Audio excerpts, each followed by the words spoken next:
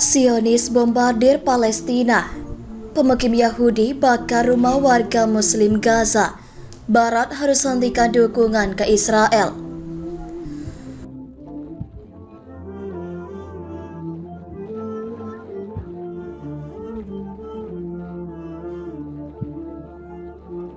Pemukim Israel bakar rumah warga Palestina di tepi barat. Republika.co.id.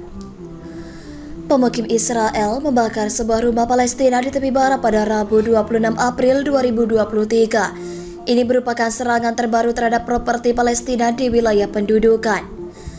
Seluruh rumah hancur dalam kebakaran itu, kata Hasan Douglas yang bertugas memantau bangunan pemukiman di tepi barat bagian utara kepada Anadolu Agency, Rabu 26 April 2023. Douglas mengatakan tidak ada yang terluka dalam kebakaran tersebut karena rumah itu sedang kosong saat kebakaran terjadi. Kementerian Luar Negeri Palestina mengecam pemerintah Israel atas serangan pemukim terbaru di tepi barat. Kejahatan ini mencerminkan mentalitas kolonial rasis ekstremis yang mengobarkan konflik, yang tidak segan-segan melakukan kejahatan terburuk terhadap warga sipil Palestina, kata Kementerian Luar Negeri Palestina dalam sebuah pernyataan. Menurut data PBB, pemukim Israel melakukan 314 serangan terhadap warga Palestina dan properti milik warga Palestina di wilayah pendudukan tepi barat sejak awal tahun ini. Ketegangan telah memuncak di tepi barat dalam beberapa bulan terakhir, di tengah serangan Israel yang berulang kali ke kota-kota Palestina. Menurut angka Palestina, lebih dari 100 warga Palestina telah tewas oleh tembakan Israel sejak awal tahun ini. 16 orang Israel juga tewas dalam serangan terpisah selama periode yang sama. Qatar, Israel caplok Palestina, Barat harus hentikan dukungan terhadap Israel. Kementerian Luar Negeri Qatar memberikan pernyataan tegas seputar permasalahan Palestina dan Israel yang tak kunjung berkesudahan. Negeri yang belum lama ini menjadi tuan rumah pelala dunia itu menegaskan permasalahan tersebut adalah hal yang sangat mengancam keberlangsungan kemanusiaan di dunia. Negara-negara barat harus menghentikan dukungan yang tak kondisional berupa moral, keuangan, dan politik terhadap Israel, tegas Asisten Menteri Luar Negeri Qatar Lolwa Al-Hater kepada Sky News sebelum lama ini. Dia menegaskan masalah di Palestina bukan Hamas.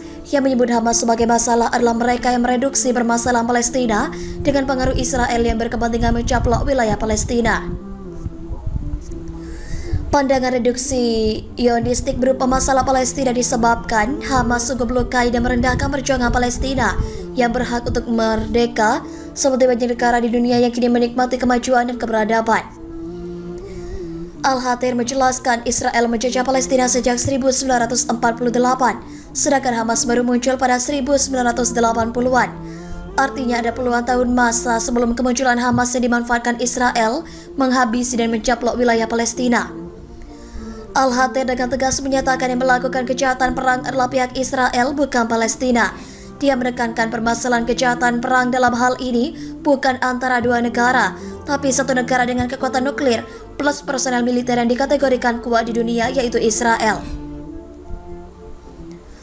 Sementara itu, nasib warga Palestina sejak Israel mencaplok wilayah mereka hidup di tanah kelahirannya dengan status tak bernegara, hidup dalam penderitaan yang berkepanjangan.